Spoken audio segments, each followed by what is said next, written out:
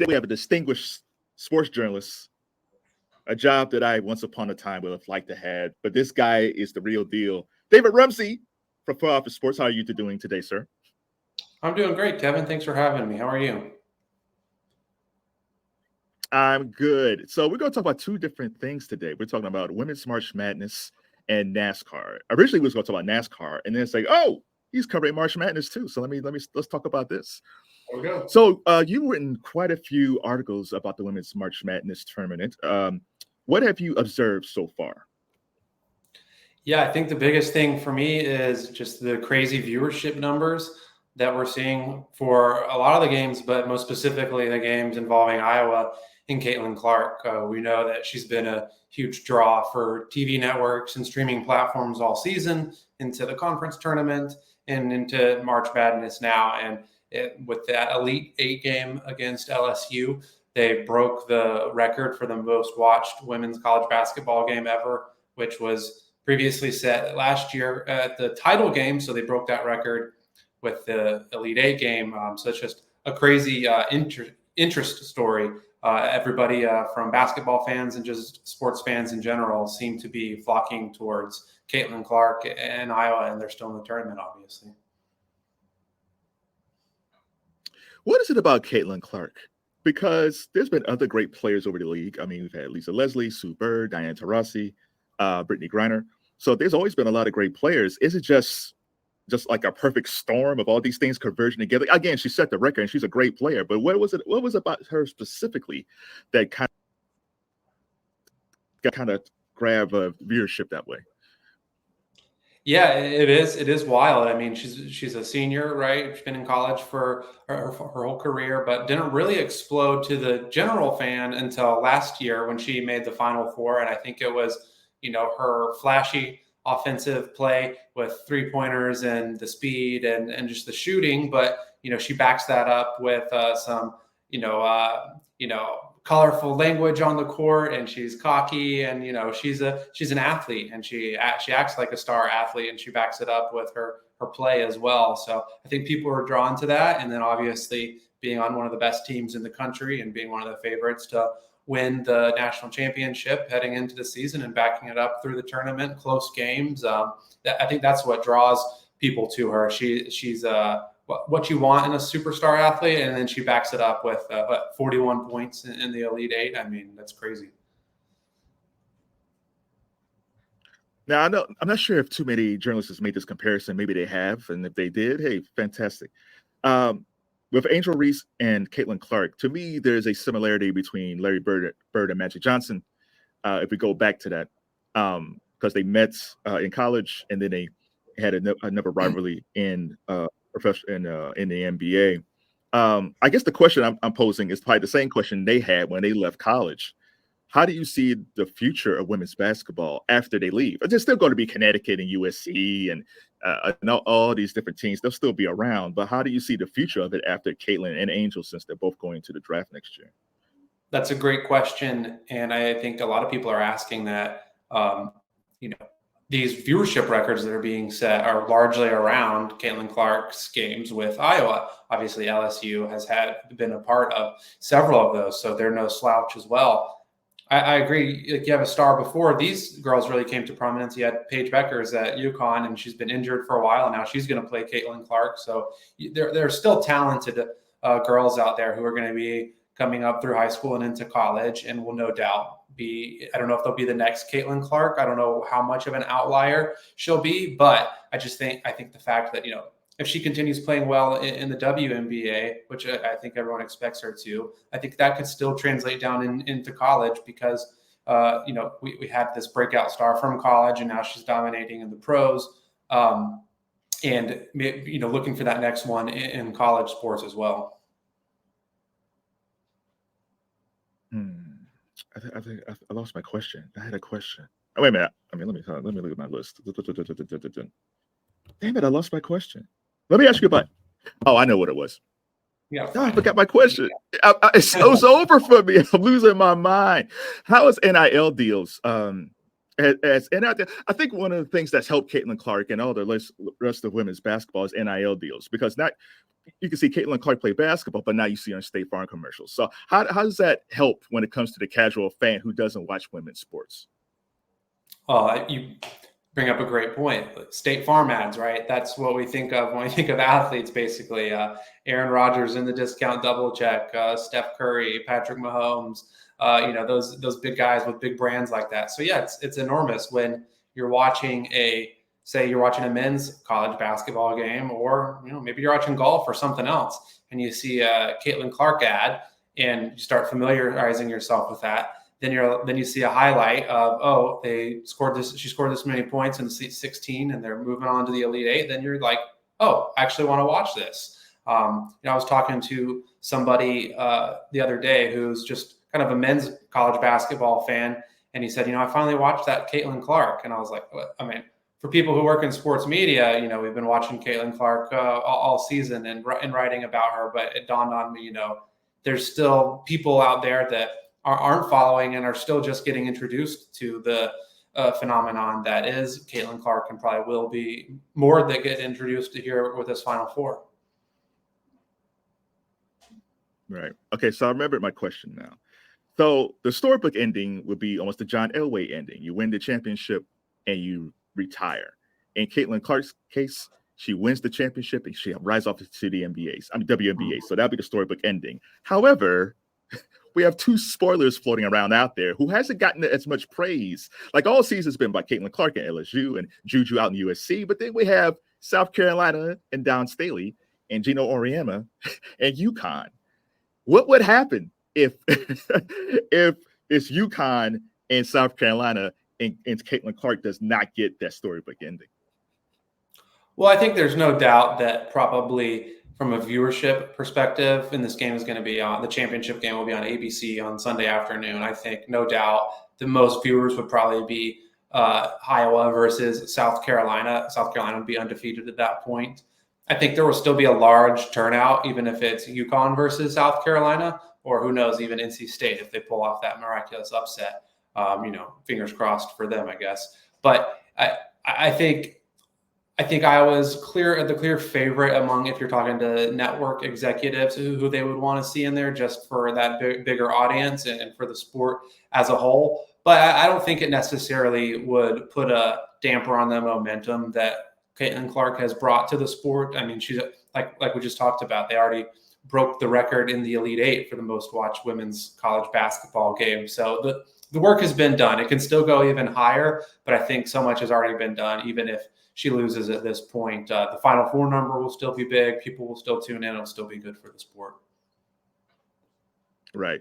Okay, so we're switching off to NASCAR now. So I did a little digging, and I remember this story years ago, but I wasn't quite sure. So I had to go back to 2006 when I had less gray hairs and more hair. And there was a story about NASCAR, and they said NASCAR was on its way of catching up to the NFL as far as popularity goes. I remember that because I'm an NFL guy. I'm a NBA guy. I'm cool with baseball, but I never thought that NASCAR was going to make that move. So, but at one point it was Dale Earnhardt Jr. was racing. Everything was great, but it seemed like they kind of hit a plateau. Is that the case? Was there a case of like NASCAR kind of hit a level and it kind of dipped? Because now it seems like they find their footing again. But how has the popularity of NASCAR kind of flowed throughout the years? Yeah, I think you bring up some good points. NASCAR did kind of have a popularity rise very quickly, going all the way back to when Dale Earnhardt Sr. was racing, and NASCAR tracks started building all these huge grandstands, and they were selling out all their races, and they wanted more fans and more fans. And I think they maybe built a little bit too quickly. And then obviously he tragically passed away, and throughout the years, NASCAR experienced a little bit of decline as far as attendance, as far as viewership, and it's been up and down throughout the years. But they're in a really interesting spot now because I feel like they've kind of figured out, who they are. They're not the NFL, like you just said, right? And they're not trying to be the NFL, but they have a really solid audience that I think is going to be there no matter what. Even when they were down last year in their viewership slightly, it was still around 3 million people watching each race. And that's a lot of people to have for every race, from the Daytona 500 in February all the way until the Cup Series final in November. There's a lot of TV programs, a lot of sports that don't draw that kind of number. And in the US, by the way, Formula One doesn't draw that kind of number, even though that's all anybody can talk about when you're talking about hot sports properties. So what I'm trying to say is, while NASCAR isn't necessarily going to be the NFL or even the NBA, they're a very solid league, a solid business property, and I think there still is room for growth for them as well. The thing that was great about women's college basketball is that all the games were on ESPN. The thing that frustrated me about the men is that it was on TNT, or TBS, or True TV, or CBS. So you kind of try to figure things out that way. When it comes to NASCAR in 2025, they're going to have all these media partners. So they're going to be on NBC and Fox and Amazon and TNT and the CW. Is that good to be on so many different media platforms, or would they be better served if they kind of stay maybe on like one or two, maybe Amazon or Fox? Like, what do you think about that? I think it depends on who you ask and what the sport is. But if you just look at the most popular league in the United States, it's the NFL, and they're on as many networks as they can be on, right? Fox, CBS, NBC, ESPN, YouTube TV, Amazon. Pretty much every major broadcast and cable network has some sort of slice of the NFL, and they all cross promote each other. They say, okay, tonight's game on Fox is saying tonight's game on NBC. Then NBC says tomorrow night's game on ESPN. Then ESPN says Thursday night's game on Amazon, and they all work in cohesion together. So I see the value in that, where no matter what channel you're on, you're going to be seeing a promo for the NFL. And then maybe you see a promo for it on Fox, but then you end up watching the game on CBS, and it all works together. Whereas on the other end of the spectrum, if you only have one or two broadcast partners, then say, I don't know, take the NBA, for example. Right now, they're just with ESPN and Warner Bros. Discovery, TNT. If you aren't watching one of those channels, if you're watching Fox, CBS, or NBC, you're not getting any promos for the NBA. So if you're not already seeking those games out, you're not having anyone telling you to go watch that. Whereas in the NFL, maybe you're not a huge Chiefs fan, but you're watching Survivor on CBS, and then you see a promo this Sunday, the Chiefs versus the Raiders, 1 p.m., right? And you're like, oh, maybe I'll tune in that Patrick Mahomes is playing. So I think, like we were talking about NASCAR, in 2025, they're going to expand from just having Fox and NBC Sports as their two broadcast partners. They're going to add in Warner Bros. Discovery, which races will be on TNT and then streamed on Max as well. And they're also going to add Amazon. So doubling the amount of partners. Now, those two new partners will only have a certain set of smaller races, smaller package of races in the middle of the season, compared to larger packages for Fox at the beginning of the season and NBC at the end of the season. And it's not necessarily going to be Fox is this race, and then the next night it's going to be on NBC or TNT or something like that. So it's a little bit different model than the NFL, but they are able to, NASCAR is able to get a little bit more money by dividing the package up between more partners than just two. Right. I'm not a big racing guy, but of the two, I've always been more of a Formula One guy, just because the cars are sleeker. And just the locales. And the drivers, they live this life. They always live like soccer players overseas. It's just like, oh my God, these guys are rich and famous and having a great time. But however, NASCAR is getting a lot of feelers from Europe, as far as maybe having races over there, investments over there. How did that connection happen between Europe and NASCAR? Yeah, NASCAR has several very small international series, one in Europe, one in Mexico, Canada, things like that, where they're trying to introduce stock car racing, and there is some appetite for it. And when I was looking at NASCAR and writing a story earlier this year ahead of the Daytona 500, I was kind of asking around about that idea of what would expansion beyond the United States look like. There might be a race in Canada next year or in the coming years, but that's still North America. I was curious, could there be a race in Europe? Could there be a race in Asia or somewhere else? And basically, it sounds like from people at the league or involved with the league, team owners, there's not going to be a Cup Series race necessarily in Europe anytime soon, where they're taking all the cars and racing for points and dollars over there. But they could do some sort of exhibition race like they do at the LA Coliseum each year. Now they've been doing for a couple of years the Clash at the Coliseum. They moved it from Daytona to we're talking about the football stadium, the Olympic Stadium in LA, where the USC Trojans play and where the Rams played for a couple of years before SoFi Stadium was built. And they pull out some seats and they do a really, really short track around there, but they take their stock cars in there and they race inside that stadium. It's, obviously it was not built to be a racetrack, but they find a way in there. And I think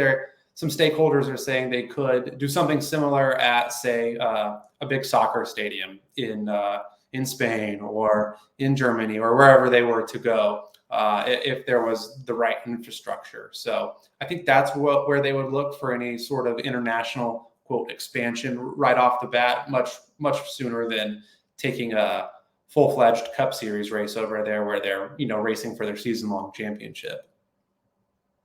Right. So I've always been a big Michael Jordan guy. I'm in Akron and we're LeBron. We all love LeBron, but I'm a Jordan guy.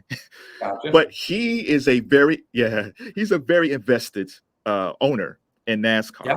And it's interesting to me because usually whenever you say Michael Jordan something, the media will jump on and say, what's Michael Jordan doing? But it's kind of weird. It's almost like Michael Jordan's living this quieter life being a NASCAR owner. And the media is not really bugging him. Like there's not really, it's kind of odd seeing Jordan almost like he said, he goes to the racetrack and he's walking around. It's kind of weird seeing, it's like Michael Jordan in an alternate universe where he's not big Michael Jordan. He's a smaller Michael Jordan. And that's actually not great. I mean, it's great for NASCAR. It's also probably great for himself. Yeah, 100%. I mean, if Michael Jordan's out in public, he's going to be hard to miss anywhere, but much less at a NASCAR race, walking around, right? He's such a notable figure, and he's competitive. He loves racing. He's from North Carolina. He grew up going to races with his dad, that he says, and now he got into it after he retired. And obviously he just sold his stake in the Charlotte Hornets, or his majority stake in the Charlotte Hornets. He has a little bit more time on his hands. Still plays a lot of golf, obviously, but he runs 2311 Racing alongside Denny Hamlin, who, interestingly enough, is still driving for a different NASCAR team while he's owning this team with Michael Jordan, where a couple other guys race for him.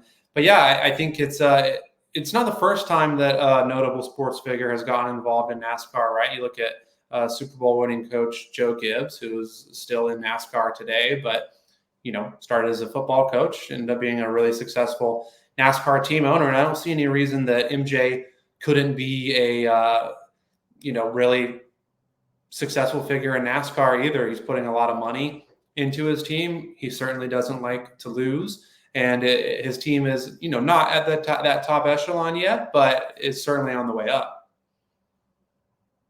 Right. In your piece, you mentioned two different car series. The main one was Full Speed on Netflix, which dealt with NASCAR. For people who don't know much about NASCAR like myself, tell us about Full Speed and why people should check that out. Yeah, so you mentioned you mentioned Formula One. Have you watched Drive to Survive on Netflix, Kevin? I saw that. I was going to ask you about that in a second, but no. So I said I'm going to watch both of these things when I have time. So but you got to jump ahead of me. But let's talk about them both. Yeah, so I was going to say a lot of people have watched Drive to Survive, like I did. I started watching Drive to Survive and kind of got into Formula One after doing that. I didn't know too much about the sport 5 years ago or so. Full Speed is very similar. It's not from the exact same production team or anything, but it is on Netflix and kind of has a similar formula of they followed the Cup Series playoff races last year for NASCAR and got some really good access with drivers behind the scenes at their workshops and at home and at the track. And Michael Jordan was in the show a little bit, so they really got some good access and kind of showed people what goes into being successful in NASCAR and the human element of it, more so than just turning on the TV and watching cars go around in a circle. Right. So I've seen Lewis Hamilton a few times race, and I'm not. You really got to watch. Racing is one of those things where, like, when people say they don't watch soccer because it's boring, I don't think soccer is boring, but I understand it. It's the same thing of watching NASCAR. Like for me, it's like okay, they're going around in a circle, but even though they're in Chicago and they're doing these different things, what type of things can NASCAR take from Formula One to make it a little bit more popular with the casual fan? Because that seems to be a thing that Formula One's been able to do over the generations. Is they can grab casual fans like they do here with the NFL and the NBA, even with MLB. So what kind of type of things can NASCAR take from Formula One that can help them out? Yeah, it's a good question. I mean, when you compare the products, Formula One races they can't be longer than 2 hours as far as drivers on the track. So they have if there's no rain delays or anything, or cautions, there's a really strict time limit there for how long a race can be. Whereas NASCAR races can be 4 or 5 hours long. But like I said, I don't know that NASCAR would want to change that. Your inkling might be say, okay, we'll make the races shorter. But like I said, NASCAR has a very particular fan base that is going to stick with them kind of no matter what. So I guess do you alter your product too much to try to bring in new fans at the risk of alienating some of your loyal fans that are going to stay with you, even if you're not bringing in all these huge changes? I don't know. I think it's an interesting question. Beyond that, I mean, you could certainly take a page out of Formula One's book and look to be more global. But Formula One didn't start in the U.S. It's a global sport, right? It's very heavy based in the UK, Europe, and kind of goes all around the world. So could NASCAR benefit from racing like we were talking about on other continents in Asia, Australia, Europe, Africa? I don't know. I think it would be tough. It's such a heavy American sport, a Southern sport. And I think that's why they are so successful, because they have that fan base that's going to stick with them no matter what. Have you ever been to the Daytona 500? I have not been to the Daytona 500. Have you? I have not. It looks like a lot of fun. Yeah, like I think I'll be the one that's be walking around eating a lot of barbecue and talking to people. But Hey. it feels like a big tailgating party, like if the Browns here. So it's like a big tailgating party. You have the race going on, but it's like, hey, you can watch the race, or you can kind of go grill a gator out in the back. Well, that's kind of what other NASCAR races are like too. And I have been to some other NASCAR races, not the Daytona 500. And yeah, you're exactly right. I mean, for a lot of people, it's a weekend long event. You bring your RV or your camper, and you don't even have to buy a hotel room. You just stay on the camping ground and you cook out and you have some adult beverages and you play around with the kids, and then you watch some racing and you meet some drivers. So yeah, it's a completely different experience than you say going to a basketball game in a suburban downtown arena. Let's talk about writing for a minute. If you have any aspiring young sports journalists out there, what advice would you give them? I think I would say it's interesting. Don't be afraid to put yourself out there. And I would say a lot of the best contacts that I've made has sometimes been from something that I've written that maybe somebody didn't like, or that they didn't appreciate the context that I put in there. What I'm trying to say is, don't be afraid to write something that you believe in, or maybe something that's not controversial just to be controversial, but don't just write puff pieces, or stick to the rules. Put yourself out there, and then a lot of times I've made some great contacts from people saying, hey, like, why did you write this? Or like, I'd like to talk to you about this headline or something like that. And then I had no idea who that person was or where they worked. And then they've contacted me, and we've then now had a great relationship and been able to, write more stories and have more coverage, and really, helped out my career, I would say. So I would say, don't be afraid to put yourself out there. And you work remotely. What tips would you give people? Because some people like working in the office, and some people say, "Hey, I want to work remote," and they work remote, but it's like they kind of don't know they don't know how to plan their day out because when you're in the office, you have a different mindset when you're at home. So how do you, if for aspiring remote workers, what advice would you give them? Aspiring remote workers. Well, yeah, before the pandemic, at my prior job, I was in the office 5 days a week, sometimes super early mornings in one role that I had. So I've lived the office life, and sometimes didn't even take at that time wasn't even taking my computer home. So if I wasn't doing any work at home, which now is just completely different, I would say, it's just got to manage your time working remote, because you don't have to say you don't start until 9 o'clock. You don't have to, you can do whatever you want at home until 8:55, right? And then log on, as opposed to you have to get showered, get dressed, and drive and park and maybe make your lunch and all that stuff. But the time can get away from you very quickly when you're at home as well. I think a lot of people have experienced that working remote the past couple years. So I think that's the biggest thing, is time management, and then figuring out a rhythm of when you're going to start and then when you're going to stop, because it's easy to, when you're at the office, you're like, all right, it's 6 o'clock, I got to get out of here. I got to go home. But if you're at home, it's easier to kind of get sucked in, and then you're working all night. Right. I'll make this my final question. Now, if you've covered sports for a long time, is there a sporting event or sports figure or anything affiliated to sports that you had never covered yet that you would like to cover? That's a great question. Well, I haven't been to the Super Bowl yet. I'm hoping to get to the Super Bowl one day to do some coverage there. For a Super Bowl week. Hopefully that'll come soon. Big football fan. So yeah, that'd probably be the one right now on my list. Oh, Vegas would have been fun. Yeah, I know. That would have been like a fun Super Bowl to cover. All right. Oh yeah. David Rumsey, thank you for the conversation. If people want to check you out, where can they go? Yeah, sure. Frontofficesports.com. We have a lot of good content there. We also have a twice daily newsletter that is free to subscribe to if you'd like to learn about the business of sports, some of the off-field things that we've been discussing today. And if you want to follow me on Twitter, my handle is @_ David Rumsey. So anywhere around there.